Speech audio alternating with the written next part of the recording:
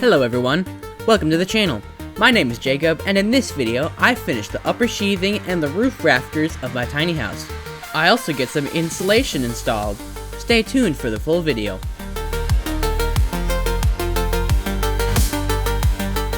The upper sheathing is quite important. It needed to be installed before my rafters so that the measurements would be perfect. 6 pieces of sheathing went around each side, while on the ends it was 3 pieces of sheathing. They were secured down with framing nails, just like the previous ones. It may look like an easy task, but it is far from that. It was a 2-person job because one needed to hold the piece in place while the other one would nail it into place. And if you are afraid of heights, like I am, it can be a little more difficult than normal.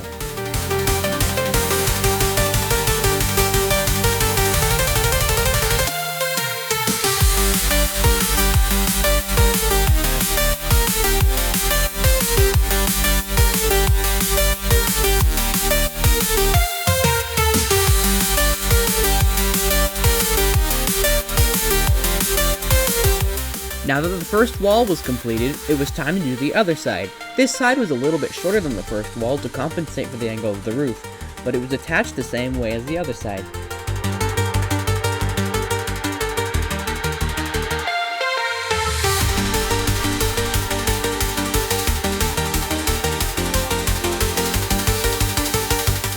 This job was repetitive, as almost all of building is, but it starts to get fun when you get into the groove.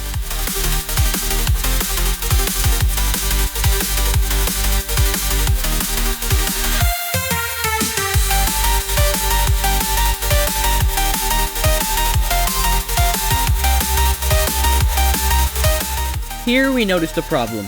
This wall was not straight at all. Thankfully, when we install siding and trim, the mistake will be covered up. It was because of this framing mistake that we had to make a custom piece at an angle to fit it properly. At least it doesn't affect it structurally.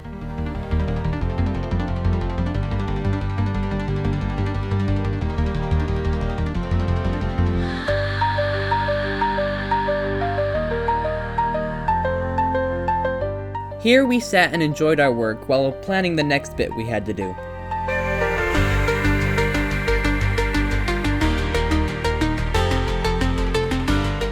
This was the last bit of sheathing for the day, and it went along quite smoothly. The most fun one to do was the triangle piece that went right over the bump out.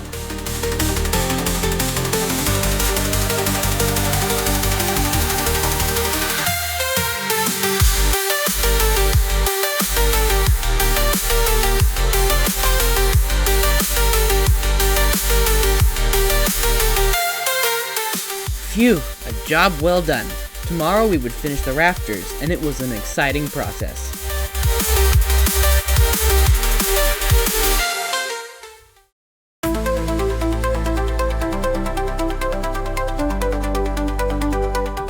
The rafters were all cut and measured before being put into place.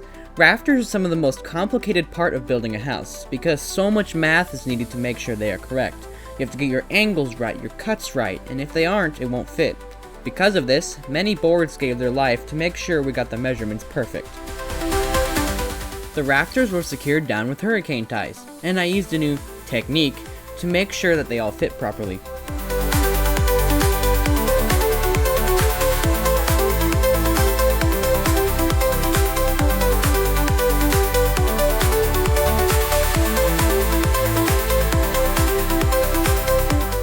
I placed each rafter 24 inches apart from each other so that it aligned with my framing. Because the framing was lined with the rafters, the distribution of the weight would be even all around the roof and help prevent sagging along the walls. 1-inch screws secured the rafters to the hurricane ties. 6 screws or more went into each hurricane tie to really make sure it had a grab.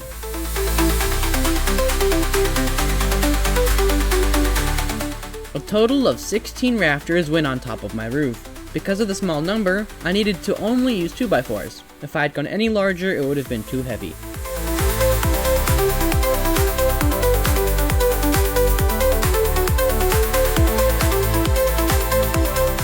The rafters that were on top of lofts were much easier to frame, as I did not have to be on a ladder while doing so.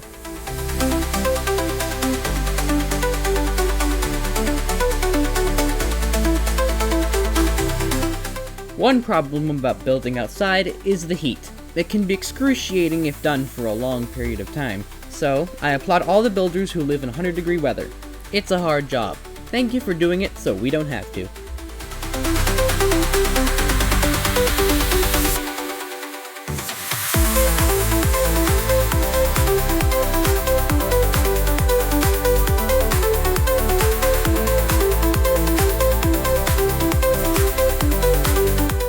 The final pieces of the rafters are coming together.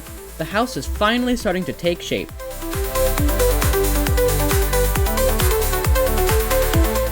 The rafters over the bump out were small, but necessary nonetheless. They were attached with joist hangers instead of hurricane ties due to the lack of space.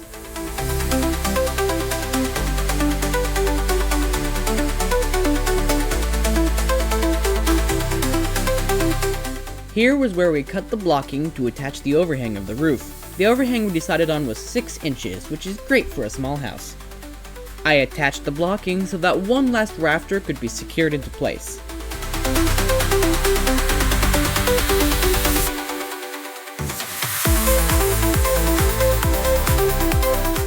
The blocks were also placed over the bump out so that the overhang was the same for each part of the roof.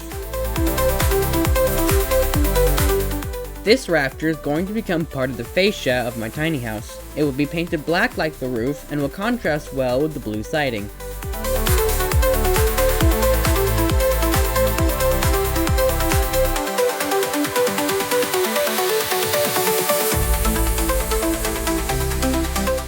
Every piece of 2x4 that goes around the rafters will become fascia.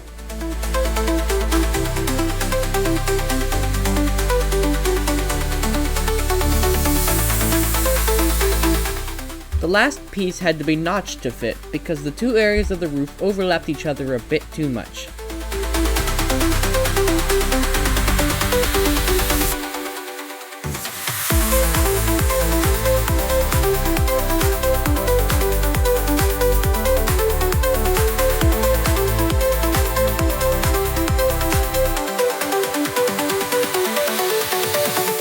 The same blocking was placed on the other side of the tiny house to help support the fascia.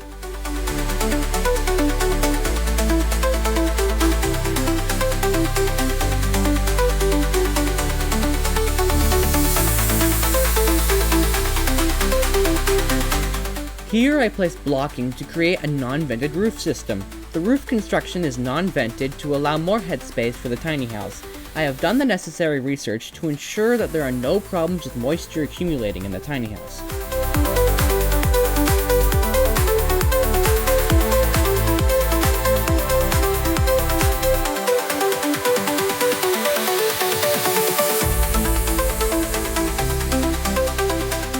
More fascia is installed here. It was screwed into the end of each rafter so it stayed in its spot.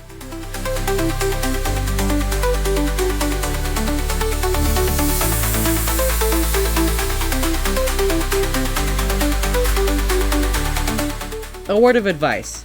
Don't climb around on unfinished walls like I did. It's dangerous. I don't recommend it. But I did it anyway.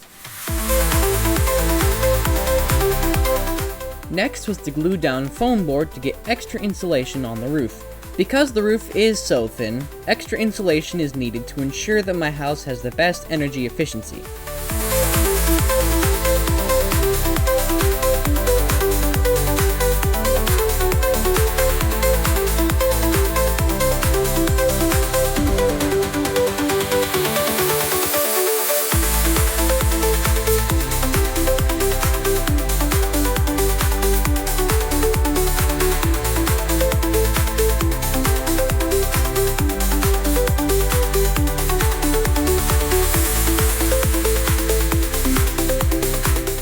This was the last thing I had to do. I'm so glad that the roof is finally taking shape.